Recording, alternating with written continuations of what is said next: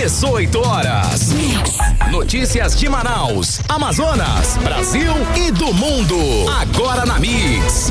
Legal, 6h02 em Manaus, começando mais uma edição do 18 horas. Alô, Karime Leão. Alô, Carlão, boa noite. Muito boa noite pra você, sintonizado com a gente aqui em 100,7. Estamos juntos a partir de agora até às 7 da noite, aqui no 18 horas. Mix. Bacana, hein? Sempre contando com a sua elegante participação aqui no programa, aqui no 18 horas. Acione aí o nosso WhatsApp 994887592 e participe. Isso, participa com a gente do programa. Boa. A gente quer saber a sua opinião a respeito dos assuntos que a gente fala aqui no 18 horas. E tá valendo também a sua participação para você que nos acompanha ao vivo pelo YouTube. Manda a sua mensagem de texto. Mix. Começando 18 horas com os destaques do dia. Treinador de jiu-jitsu acusado de pedofilia no Amazonas é preso em Santa Catarina. Mais de 10 bairros da Zona Sul de Manaus estão sem água há uma semana. Vigilantes contratados de terceirizada cobram 8 meses de salários atrasados do governo do estado. Câmara Municipal aprova plano de saúde para ex-vereadores e familiares. 6h03, você no melhor Mix do Brasil. Vamos conferir esses e outros assuntos, os destaques desta segunda-feira, 25 de novembro de 2024, em mais uma edição do programa 18 horas até às 7 da noite, aqui no melhor Mix do Brasil. 18 horas. Começamos o programa de hoje com mais um caso hediondo de pedofilia. Dessa vez foi o caso do treinador de jiu-jitsu do Amazonas, Alcenor Alves, de 57 anos. Ele foi preso em Santa Catarina suspeito de estupro de vulnerável e exploração sexual. Ele era considerado foragido da Justiça do Amazonas. Exatamente, Carlão. Alcenor Alves foi preso esse fim de semana no Balneário Camboriú, no litoral norte de Santa Catarina. No momento da prisão, ele estava participando de um evento esportivo do qual o suspeito, ele era treinador. Ele participava desse evento esportivo como treinador de crianças e adolescentes.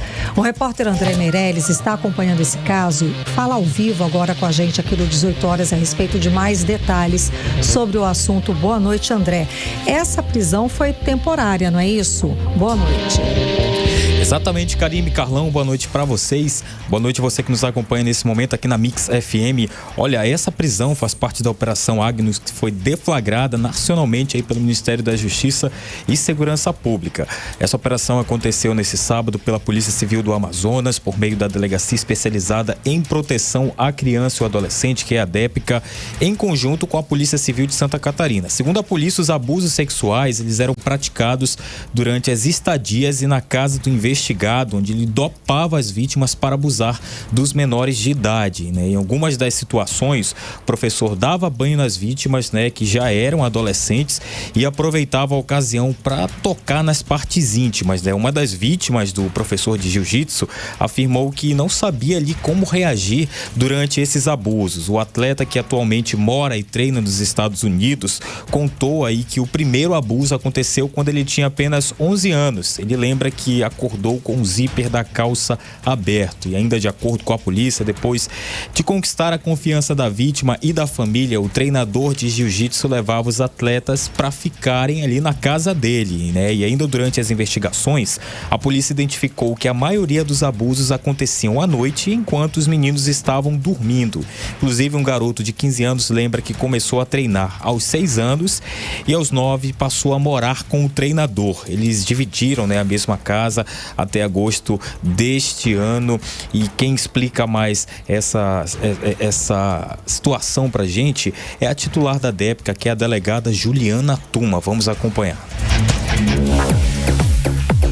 Essa denúncia chegou na DEPCA por intermédio das vítimas, né? Uma das vítimas, a primeira vítima, um atleta renomado de jiu-jitsu, que relatava que dos 9 aos 14 anos sofria abuso sexual por parte desse cidadão, desse indivíduo, que ele foi escolhido porque era de uma situação de vulnerabilidade social, de condição econômica inferior, e a partir de então foram surgindo outras vítimas e conseguimos até o presente momento ouvir 4 vítimas, mas já temos identificado 7 vítimas. Diante desse cenário, representamos pela prisão temporária desse suspeito, identificamos que esse suspeito tinha o interesse de fugir do país, porque já tinha tomado conhecimento da denúncia, chegou a procurar um dos atletas para tentar negociar, para tentar pedir perdão, tentar comprar o atleta. Isso foi trazido para a gente também aqui na delegacia. O modus operandi dele, que foi identificado até o presente momento, era identificar pessoas e crianças e adolescentes que tinham o sonho de serem campeões de jiu-jitsu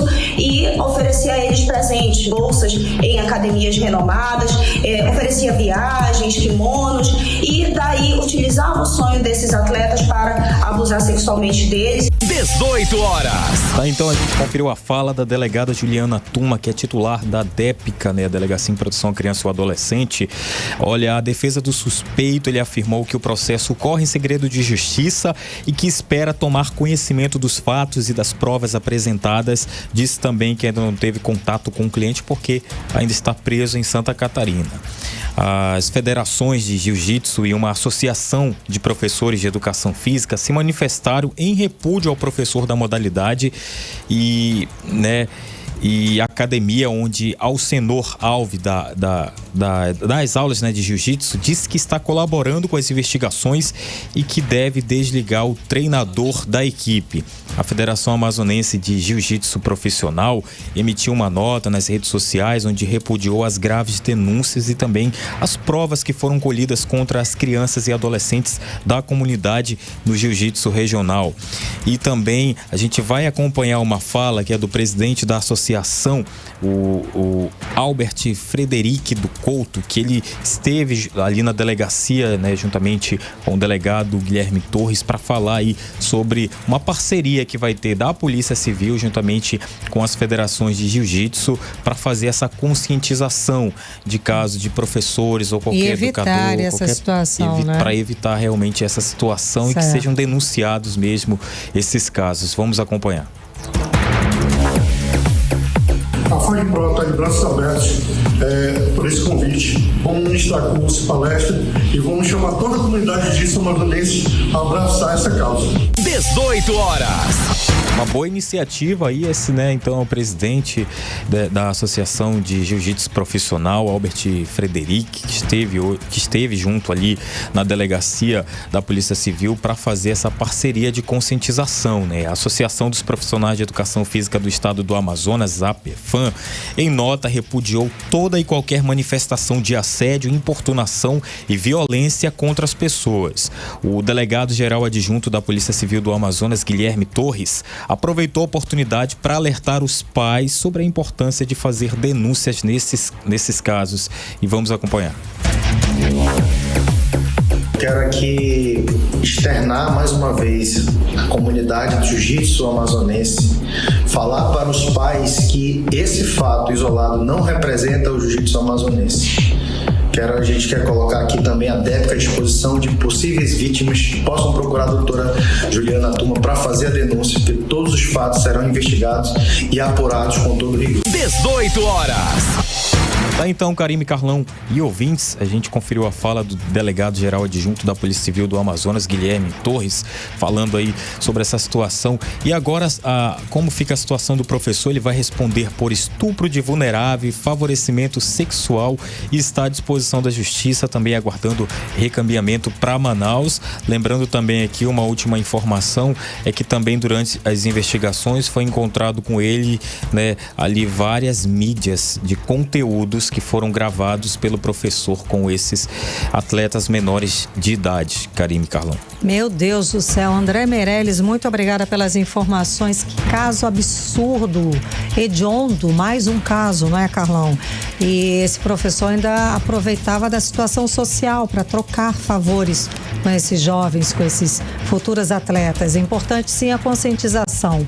Assim como lá há muitos anos atrás a gente começou a falar de violência contra a mulher, eu acho que esse tipo de ação, de informação é sempre importante para que essas crianças entendam o que está acontecendo, até que ponto pode, o que não pode, porque como o André trouxe pra gente, né, Carlão, que tem caso do aluno que não sabia nem o que estava acontecendo. A criança é inocente, não tem noção.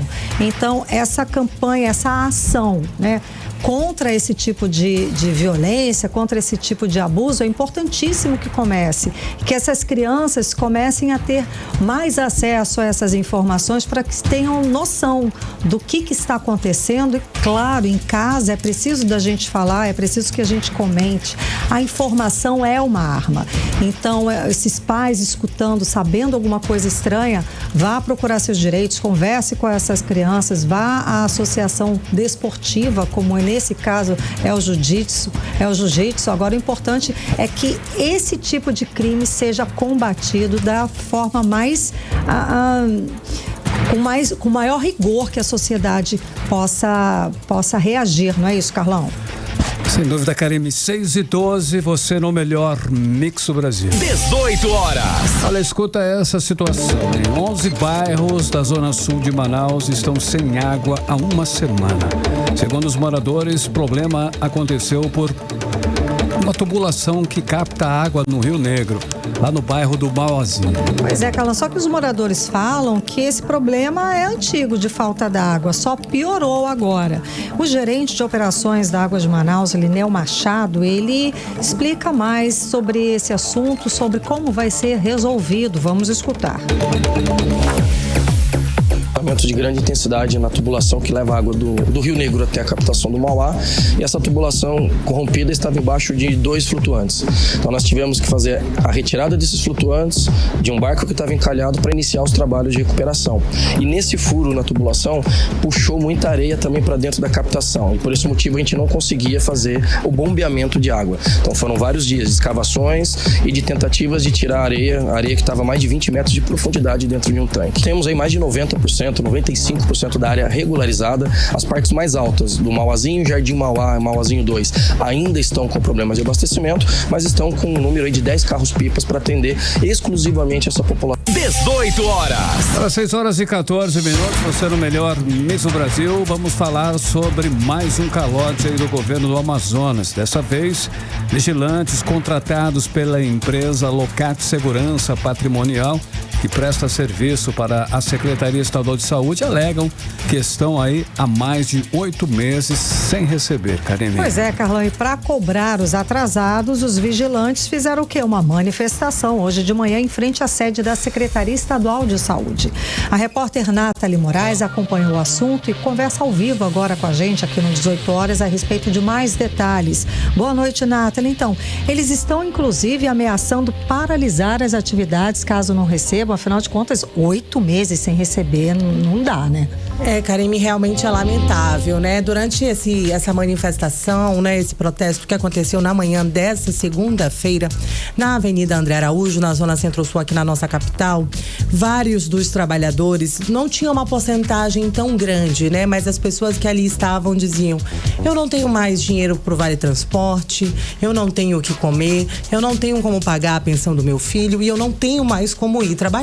Imagina, então eles realmente meses. ameaçam uma paralisação. Eles levaram várias faixas, cartazes, né? E eles expressaram ali toda a sua revolta e indignação diante de toda essa situação que tem afetado diretamente as suas vidas e, é claro, suas famílias, né? A grande maioria dos manifestantes eram homens, mas também existiam mulheres ali vigilantes que são chefes de família e têm a responsabilidade tão grande quanto dos demais, né? Então, assim, realmente é uma situação bastante complicada.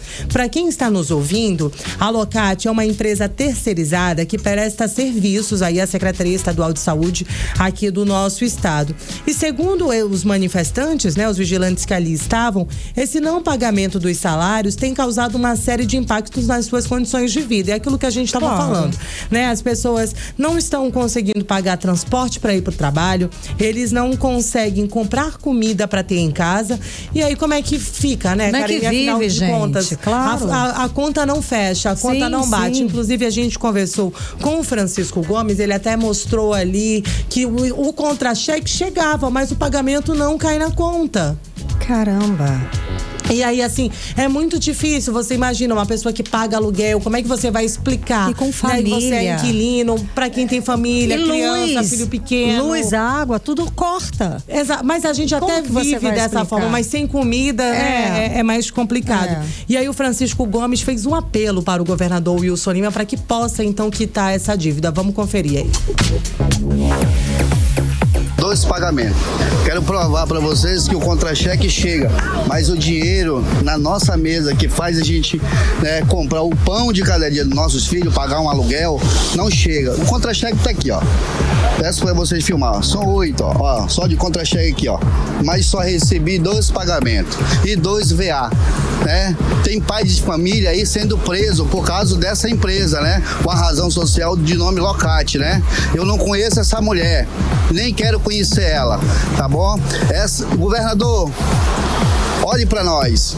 Olhe para nós, eu peço, encarecidamente aqui, nós estamos com a mão atada que nós queremos receber. Faça esse favor, né? Olhe por nós, olhe pelos nossos filhos, que as pessoas aqui estão chorando, querendo uma cesta básica, pedindo cesta básica. Tem gente que está vendendo bombom nos sinais, para que nós somos profissionais. 18 horas. Karime, Carlão e ouvintes do programa 18 horas, a gente já ouviu aí agora, né, um apelo emocionado do Francisco Gomes, ele que é vigilante e atua aí lá na empresa Locate. Mas segundo os funcionários, Karime, Carlão e ouvintes, a empresa tem hoje um efetivo de quase 350 pessoas, que atuam pelo menos aí em 35 postos de saúde aqui da nossa capital. A gente está falando de SPAs, CAIMs, CAICs e outros hospitais aqui da capital do Amazonense. Além dessa cobrança aí dos salários atrasados, eles também cobraram outros direitos como CLT, como o INSS, FGTS, que não estão sendo depositados. Então, assim, é realmente preocupante. Eles dizem que já estão há mais de 8 meses nessa situação, só que eu fui consultar o portal da Transparência para ver o que está acontecendo. No portal da Transparência do governo estadual, a Locate tem recursos com previsão de pagamento para esse ano que ultrapassam aí a marca de 15 milhões de reais. Ué? Só que essa previsto ainda previsto de pagamento, só que até agora eles só receberam 352 mil. E aí, né, efetivamente, né, nos últimos anos, né, porque a gente tá falando, esse problema não é de hoje, mas nos últimos anos já foram pagos para a Locate, por parte do governo do estado, mais de 10 milhões e 889 mil reais. É um montante realmente muito dinheiro, ou seja, a empresa terceirizada não está repassando para os seus funcionários. Mas seria esse ano parte do dinheiro que era previsto para ser pago a empresa não recebeu. A empresa ainda não recebeu, exatamente. Do governo do estado do Amazonas. Eles registraram na Receita Federal o recebimento este ano, né, até agora, até o mês de novembro, de 3 milhões de reais. Esse registro foi feito pelo Antônio Célio Feitosa Pedrosa. Ele aparece ali como o diretor responsável da razão social da Locate. E aí, só que o problema, né, que esses 3 milhões chegou na conta, mas na conta do trabalhador ali não chegou ponta não chegou nada. Inclusive, a gente conversou com a Marielle Nascimento, que ela está trabalhando na empresa há pouco tempo, menos de um ano, e ela nunca recebeu. Então, para ela, tá bastante complicado toda essa situação. Vamos conferir aí o que diz a vigilante. 8 meses já sem receber, eu tive um pagamento dessa empresa. A gente hoje, nós temos que tirar do nosso próprio bolso para ir para os nossos trabalhos. Nós não recebemos VA nem VT, INSS, FGTS. Pelo amor de Deus, até quando? Até quando nós vamos ficar nessa situação? Eu sou a mãe de família, eu sou pai e mãe. Eu tenho que deixar minha filha para poder trabalhar e levar o que não, a empresa não está pagando. E quando nós vamos para casa, nós não temos o que levar. Tá chegando o Natal. O que a gente vamos comer? Cadê a nossa cesta? Os filhos cobrando. E tem muitas mulheres, pai de família, com o aluguel vencido. 18 horas. Que situação terrível desses trabalhadores, muito triste, hein? É realmente preocupante, né? Como a Marilene Nascimento disse, nós estamos há exatos 30 dias do Natal e ela não sabe o que vai levar para casa e para os seus filhos, né? Então, fica aqui o nosso alerta, né, para a Secretaria Estadual Estadual de Saúde, para o governo do estado. A gente segue aguardando uma resposta, né? Porque até o momento eles não se pronunciaram de forma oficial sobre essa manifestação, sobre quais medidas serão tomadas para resolver a questão desses trabalhadores. A verdade é a seguinte, né, Karime, que enquanto eles não respondem, os trabalhadores seguem lutando por justiça pelos seus pagamentos de salários atrasados. Eles não estão pedindo nada além do que é direito deles. Sim, eles trabalharam, precisam receber. Agora, nessa manifestação, alguém do governo do estado, da Secretaria de Saúde, recebeu algum manifestante ou nada? Até o momento que a gente, né, tava mantendo contato ali com eles e com os manifestantes, nada foi feito, Karine. Ninguém recebeu nem uma fala, nada. Nada. Oficial, até o momento, nada. É uma falta de vergonha na cara, é uma falta de valorização do profissional, é um completo desleixo, descaso total por um profissional. A gente sabe, a gente noticia aqui quase todo dia, e não é só essa terceirizada, não são só esses profissionais que estão com salário atrasado, né? Enfim. Obrigada, Nathalie Moraes, pelas informações. Boa noite.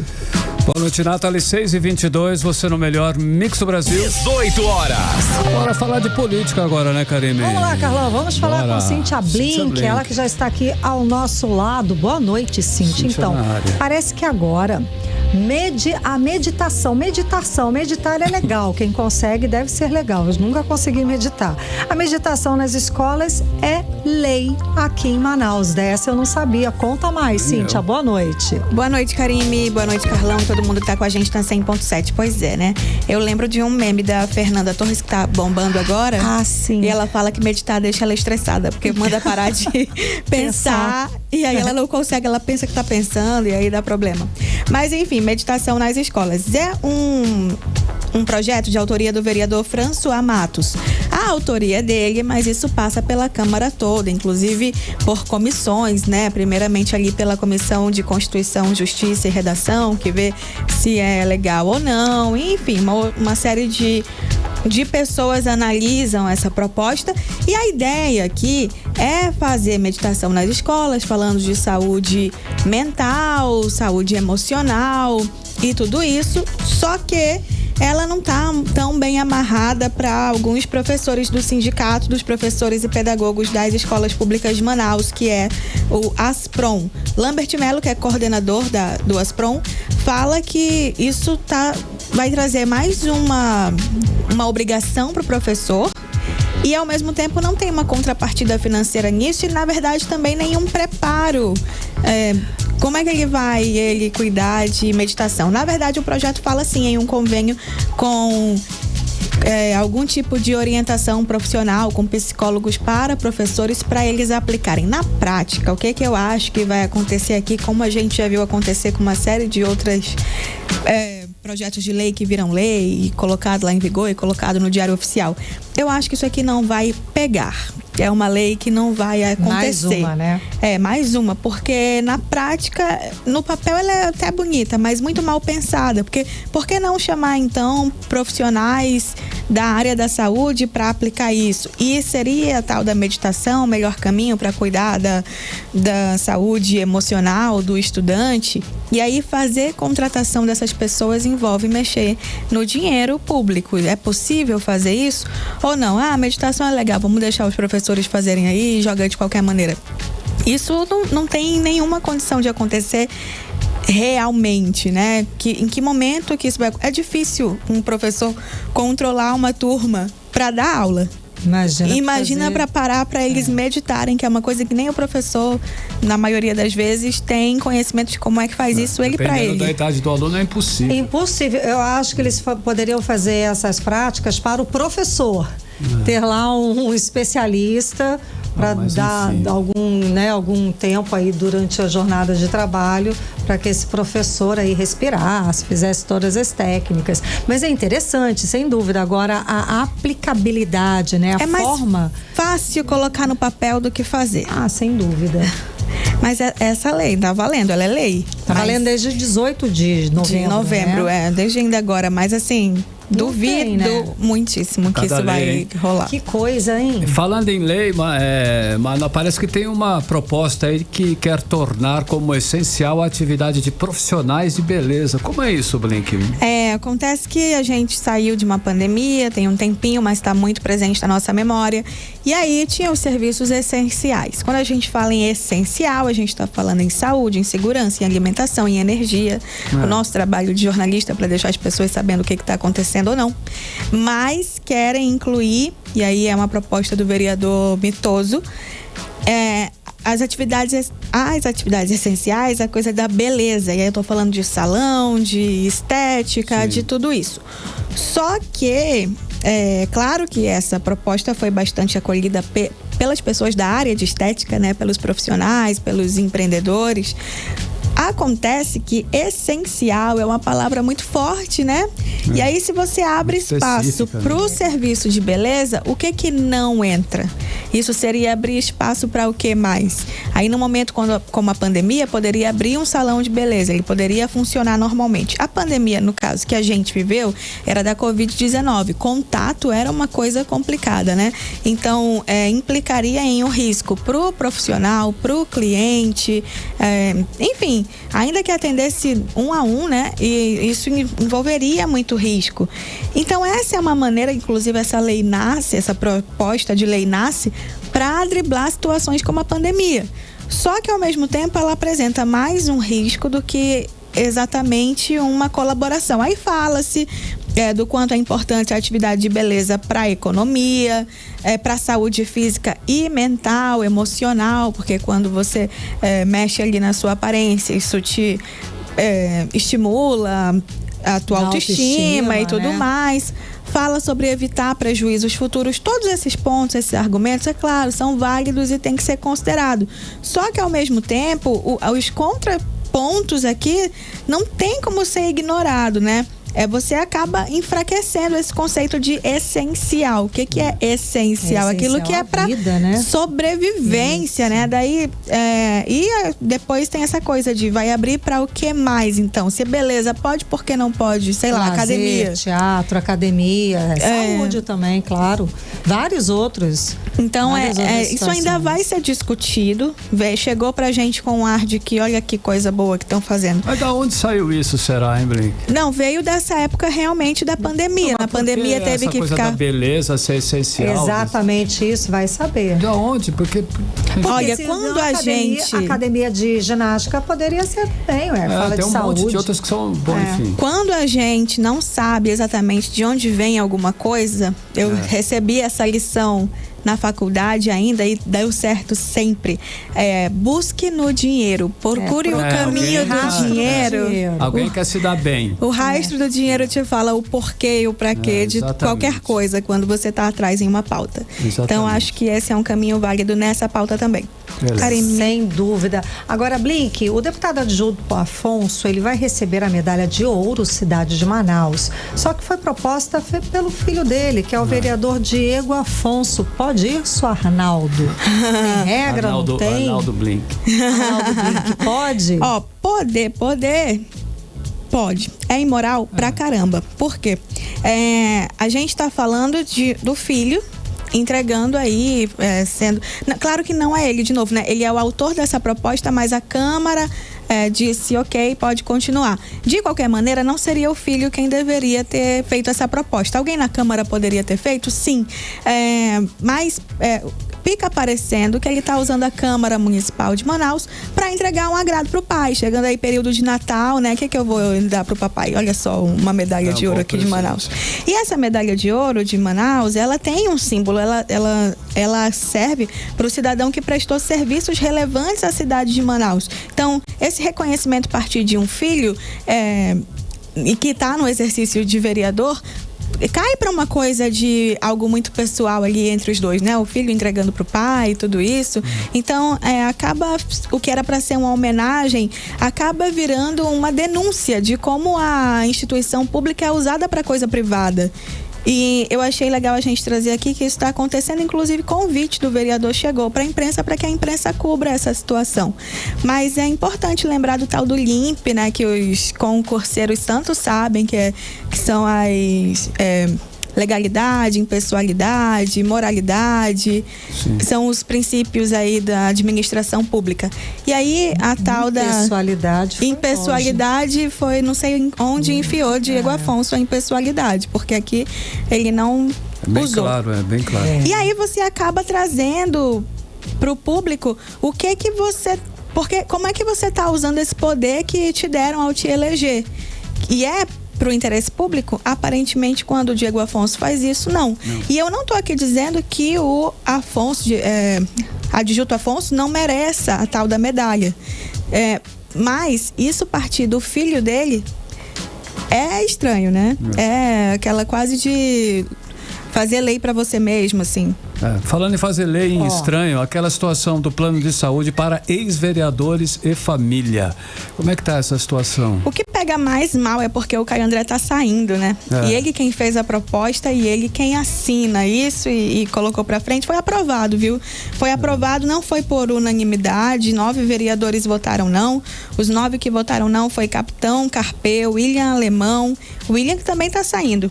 Ivo Neto, Jaildo Oliveira, Rodrigo Guedes, Kennedy Marques, Lissandro Breval, outro que está saindo, Thaisa Lippe e Omara Lins. Na verdade, eu falei que estão saindo aqui o William, Kennedy, Caio, né? Caio não votou contra, ele na verdade foi quem propôs, mas eles já estão garantidos na atual lei.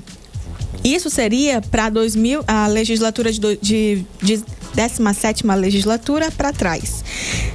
E aí eles defendem, falando, olha só, isso não vai onerar em nada, isso não vai gerar nenhum tipo de prejuízo para a Câmara. O que vai acontecer é que eles vão passar a ter direito de usar o plano de saúde, eles e a família, porque eles vão ser inclusos, ter o nome incluso para ter direito a acesso ao plano de saúde, mas eles quem vão pagar por tudo.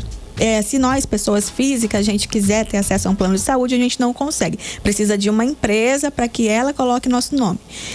Então, sim, de qualquer maneira, ainda que não haja dinheiro envolvido, de acordo com o que eles falam, é um privilégio, né? É uma regalia que está acontecendo. Né? Sim, justo porque eles já foram vereadores uma vez, então eles podem ter acesso a plano de saúde para sempre, eles e a família.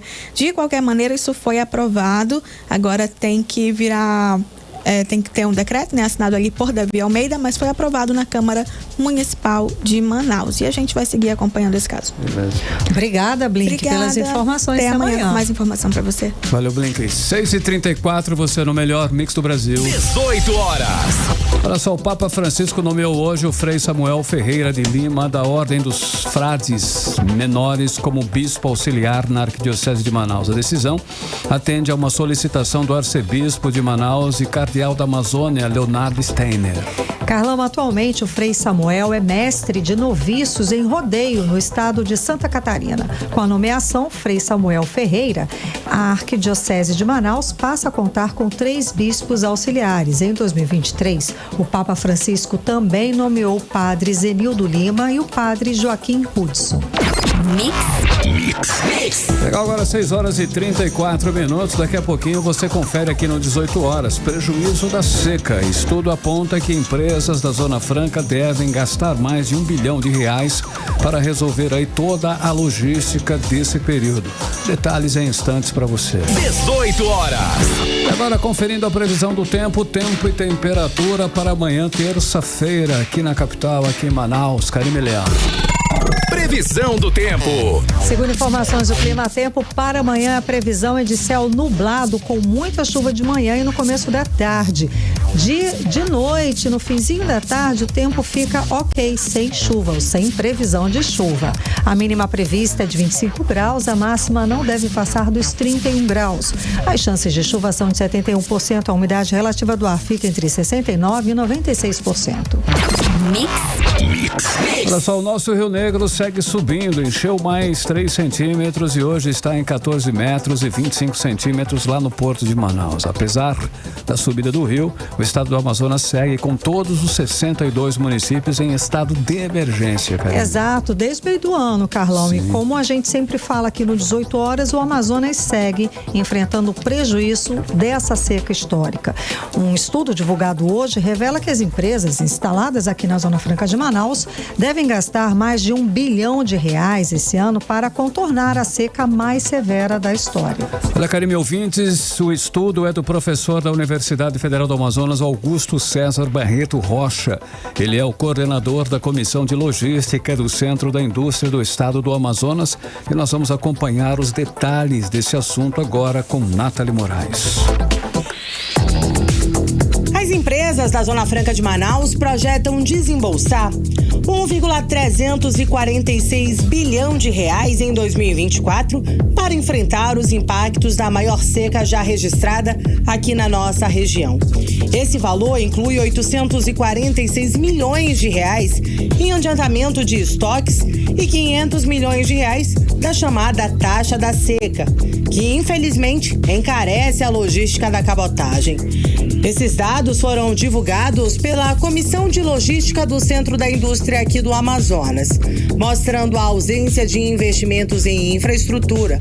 Esse é um dos principais fatores que elevam os custos das operações industriais aqui na nossa região, já que o principal meio de transporte utilizado pelo polo industrial aqui de Manaus é a cabotagem, que depende da navegabilidade dos rios para o transporte dos insumos e dos produtos já acabados.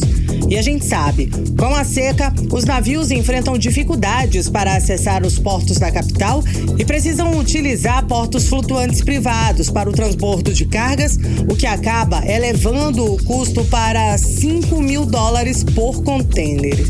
Só para a gente ter uma ideia de toda essa demora, só agora, 78 dias depois da restrição na navegação no Rio Negro devido à seca, chega a Manaus o primeiro navio de carga de grande porte.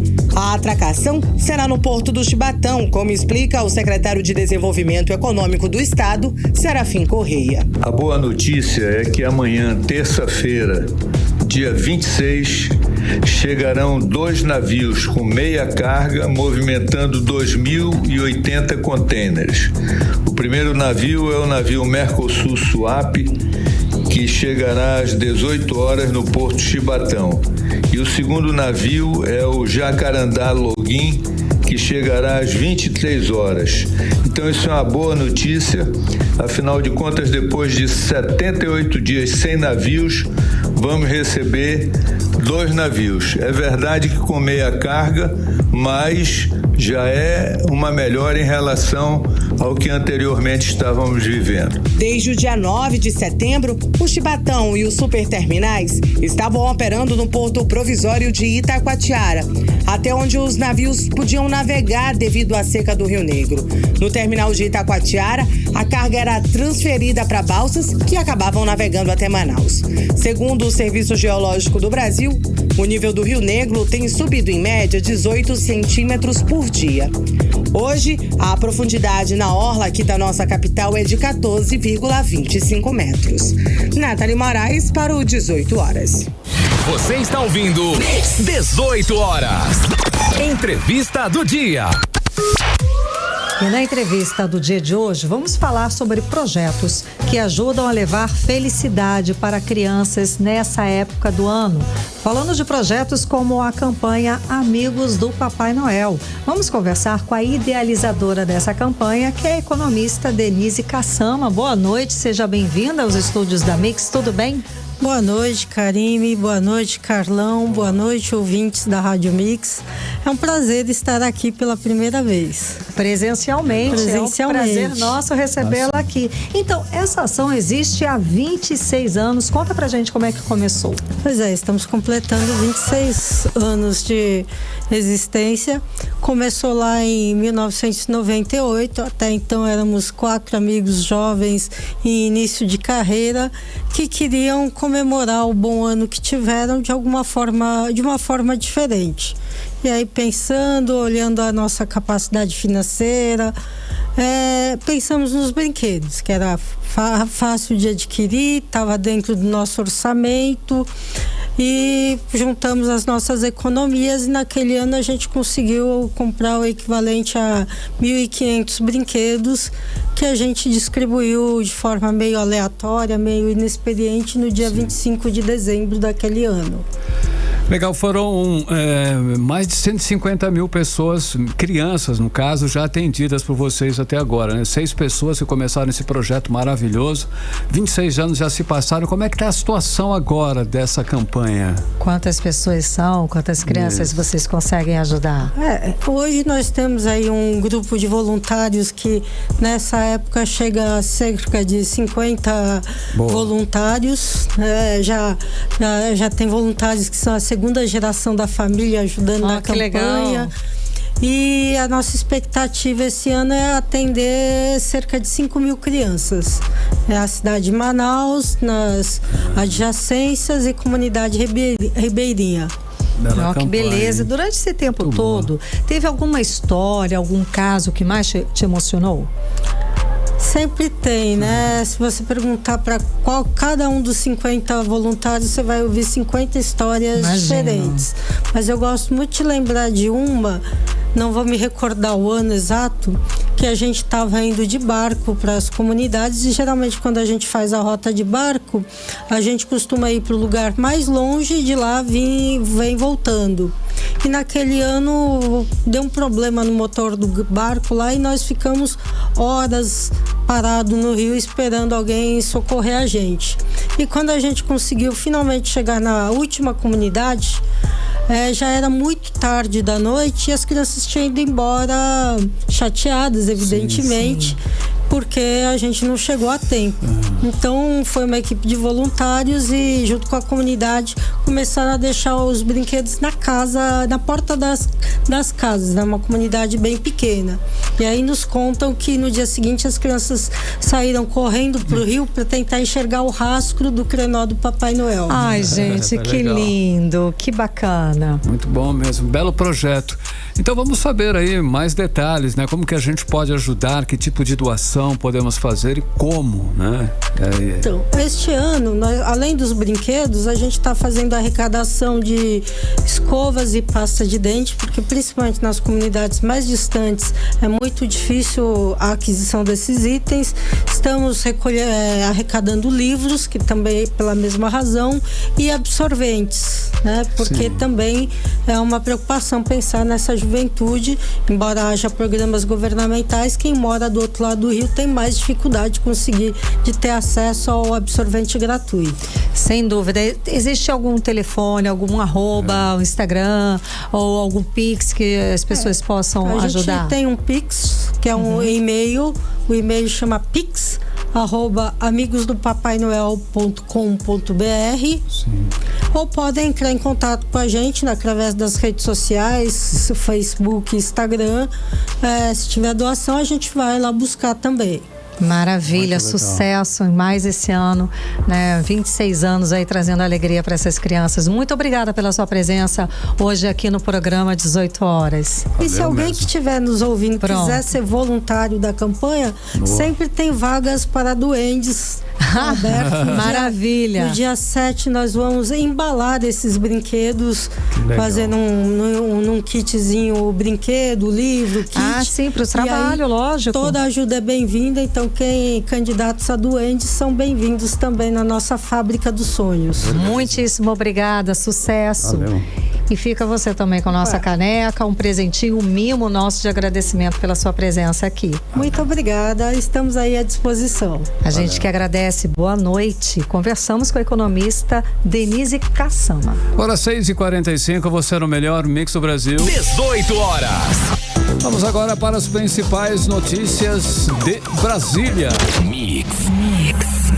A maioria dos ministros do Supremo Tribunal Federal votou para considerar válida a presença de símbolos religiosos em prédios do governo, desde que o objetivo seja manifestar a tradição cultural da sociedade. Ministros entendem que é possível a exposição dos objetos em prédios do governo, desde que o objetivo seja manifestar tradição cultural. Para o relator, não há violação da laicidade estatal. O governo brasileiro cobra do grupo francês Carrefour uma retratação formal das declarações que o CEO global da companhia, Alexandre Bompard, fez a respeito da carne do país do Mercosul, incluindo o Brasil. Na semana passada, em um comunicado direcionado a produtores franceses, ele anunciou que a empresa vai parar de comprar a carne da região, incluindo o produto brasileiro, e questionou o padrão de qualidade da carne do Mercosul. A Embaixada da França no Brasil entrou em contato com o ministro da Agricultura, Carlos Fávaro, e se ofereceu para mediar a questão. Eles negociam reunião entre representantes do governo brasileiro e o CEO do Carrefour, ou uma nova declaração do executivo para tentar contornar a situação. 18 horas. Olha só, hoje é dia 25 de novembro e é o Dia Internacional da Não Violência contra as Mulheres. A data foi criada como uma oportunidade para reforçar ações que protejam e valorizem as mulheres.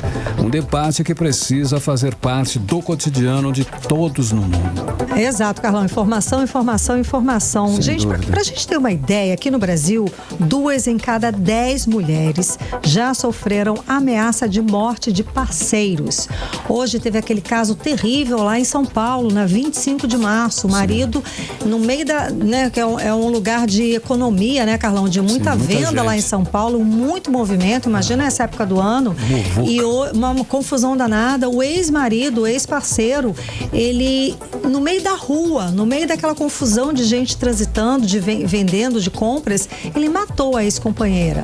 E ela deixou 5 filhos. Esse foi um caso que está repercutindo o dia inteiro. Terrível, porque foi no meio de umas ruas com maior volume de comércio aqui no país, que é lá em São Paulo, 25 de março. Bom, sobre essa questão desse dia especificamente, a repórter Nathalie Moraes, ela volta a conversar aqui com a gente ao vivo sobre esse assunto. Boa noite, Nathalie. Esse estudo, inclusive, foi divulgado hoje e impressiona porque, como eu falei, os assassinos, a maior parte desses assassinos são ex-parceiros, não é isso? Exatamente, Karime. Mais uma vez, boa noite para você, boa noite aos nossos ouvintes, né? E aqui no Amazonas, realmente os números chamam a atenção, Karime, porque segundo o Anuário Brasileiro de Segurança Pública, nós estamos no top 5 dos estados que mais matam nossas mulheres. Então, realmente são dados alarmantes, né? Que a gente precisa chamar a atenção e discutir esse tipo de coisa, realmente, se discutir esse tipo de situação, porque não dá para normalizar a violência. Violência é violência e precisa ser denunciada. E ela não precisa ser denunciada somente pela mulher, né? Você que é um vizinho, um amigo, antes que a situação se agrave, que você perceba realmente que aquilo pode evoluir para um feminicídio, não deixe chegar nesse ponto. Ligue para o 180, para o 190, para o 181, que é o Disque Denúncia da Secretaria de Segurança Pública. Afinal de contas, a gente deve proteger a todos, né? A gente deve realmente. Mas a gente sabe, são inúmeros os fatores que contribuem para esse tipo de situação. Muitas vezes dependência psicológica, dependência financeira. E como você disse, né, Karime, na maioria das vezes, a violência é praticada por uma pessoa que era do convívio familiar daquela mulher. Somente aqui no nosso estado, só para a gente ter ideia, mais de 945 denúncias desse tipo foram registradas aqui na nossa capital só até agora, com ex-parceiros, só em 2024. E 663 foram com pessoas ali de uma terceira pessoa, mas ainda dentro do ciclo familiar. Entendi. Ou seja, na maioria das vezes, a violência sempre acontece dentro de casa, né? Nem sempre é o parceiro, mas às vezes pode ser um pai, um tio, um primo que pratica a violência contra a mulher, né? No Amazonas, mais de 698 denúncias como essa foram registradas. Por isso, tá aí a importância da gente discutir, da gente ter um Dia Internacional de Proteção à Mulher, porque essa situação não é uma situação única e exclusivamente das mulheres aqui da nossa região. Sim. Mas é um problema, é uma pandemia global, realmente. Só pra gente ter uma ideia, principalmente as mulheres com idade até 34 anos são as que mais sofrem com violência. Os dados também mostram pra gente que as mulheres né, que são negras, elas são vítimas mais frequentes também de violência por conta do alto número de boletins registrados. Só que isso, como eu disse anteriormente, é em todo o mundo. Pelo menos 85 mil adultas e jovens foram assassinadas no mundo do ano passado. É muita gente, é muita mulher e a gente precisa dar um basta em tudo isso. Insistem em nos matar ainda em 2024. Não, é impressionante, esse número é muito grande, é muito alto. E o mais triste é que na escala mundial, ainda há um machismo, ainda há a defesa da honra, ainda existem essas leis patriarcais que passam a mão em cima desses tem muita gente que tenta normalizar algumas situações, mas a gente não pode, né? Então a gente está falando de um número que mostra pra gente que uma mulher é vítima de feminicídio a cada 10 minutos no mundo. Então são dados muito tristes e que precisam sim ser discutidos. A gente conversou com a delegada Débora Mafra, ela que é titular da especializada em proteção à mulher, e ela traz pra gente mais detalhes sobre esse dia. Esse é um dia de combate, um dia de conscientização, para que todo mundo fale uma linguagem só, o respeito à mulher, que a mulher possa viver sendo respeitada e não violentada. Então essa data é muito importante para a conscientização de toda uma sociedade. E para identificar que uma mulher está sendo vítima, é somente perceber a mudança dessa mulher. Geralmente ela muda o seu modo de agir, o seu modo de falar, o seu modo de se arrumar. Interessante que a própria personalidade da mulher fica maculada quando ela sofre violência. Geralmente ela também se desliga das amizades, da família, porque ela tem medo, por ser coagida muitas vezes dentro de casa ou por o agressor que está fazendo com que ela sofra. Então é bom prestar atenção nesses detalhes. Quem souber de uma mulher que está sofrendo violência doméstica e sabe que ela não tem coragem de denunciar, ligue 180, que é o Disque Denúncia Nacional, para que todo mundo possa entrar em contato, denunciar e a Polícia Civil entrar em contato com essa mulher para resgatar essa mulher. 18 horas. Tá aí, né, Karime? Eu acho que o recado foi dado pela delegada. A gente realmente não pode, nós não podemos, como sociedade, nos calarmos diante de números tão alarmantes. É isso. Boa não noite. podemos normalizar, como você falou. Obrigada, Nathalie Moraes, pelas informações. 6h53 em Manaus. 18 horas. Economia. Conferindo os indicadores econômicos de hoje, o dólar fechou em queda de 0,14%, cotado aos R$ 5,80. O euro fechou em alta de 0,78%, cotado aos R$ 6. O Bitcoin registrou queda de 2,34%, cotado a R$ 553.856. E o Bovespa fechou em alta de 0,18% aos 129.357 pontos. E a inflação oficial do país deve fechar o ano com uma ligeira melhora. De acordo com o boletim Focus divulgado hoje, o IPCA, considerado o índice que mede a inflação, deve fechar o ano em 4,63%. Há uma semana, esse índice era de 4,64%. Mix. Olha só, esse fim de semana foi marcado por um crime bárbaro, um assassinato por causa de uma briga por vaga de estacionamento. A vítima, um idoso de 61 anos. Violência gratuita, Carlão. O repórter André Meirelles, ele volta a conversar com a gente, que tem mais detalhes a respeito desse caso. Boa noite mais uma vez, André. Então, foi depois dessa discussão por causa de uma vaga de estacionamento, o suspeito invadiu a casa do idoso e cometeu o crime, André. Conta mais, boa noite. Exatamente isso, Karine. Boa noite para você, boa noite mais uma vez, Carlão. Você que está sintonizado aqui na Mix FM. De acordo com as informações da 26ª Companhia Interativa Comunitária, o idoso e o suspeito, um homem de 32 anos, eles discutiram 2 vezes sobre essa vaga de estacionamento, né, onde a vítima havia deixado a motocicleta, como vocês falaram. Aí depois disso, o suspeito, na verdade, com outros 2 homens invadiram a casa do idoso, isso para cometer o crime. Ainda na casa, a vítima tentou reagir e conseguiu ferir um dos suspeitos com uma faca. O serviço de atendimento móvel de urgência, o SAMU, foi chamado para o local, mas apenas para constatar que a vítima já estava morta e as equipes do Departamento de Polícia Técnico-Científica e do Instituto Municipal e do Instituto Médico Legal IML estiveram ali no local, realizaram ali os procedimentos de perícia e remoção do corpo, né? E esse crime, Karime, Carlão, vai ser sim investigado aí pela Delegacia Especializada em Homicídios e Sequestros. Até o momento, os suspeitos aí encontram-se foragidos, não foram presos, as últimas atualizações.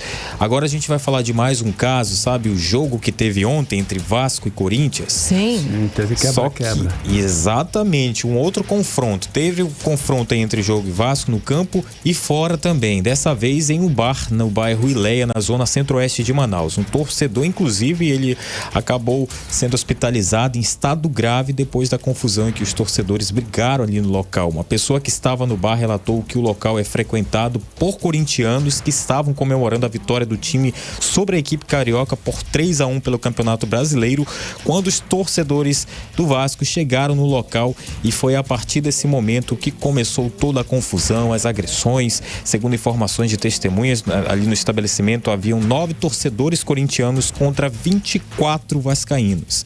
E essa briga foi registrada em vídeos por testemunhas, imagens, inclusive mostraram os envolvidos.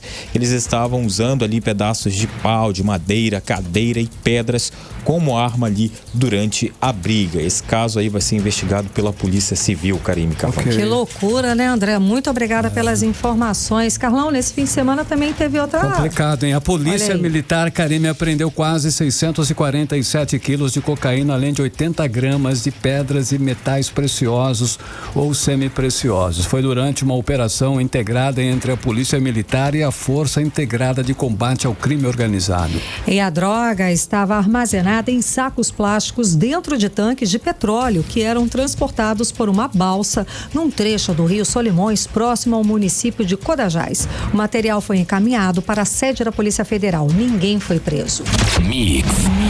Para 6h57, nós vamos saber agora como está a situação das principais vias de Manaus. Vamos conferir o trânsito com Karime Leal. Trânsito. Carlão, segundo as câmeras de monitoramento do Centro de Cooperação da cidade, a Avenida André Araújo com a Rua Gabriel Gonçalves, o trânsito está moderado.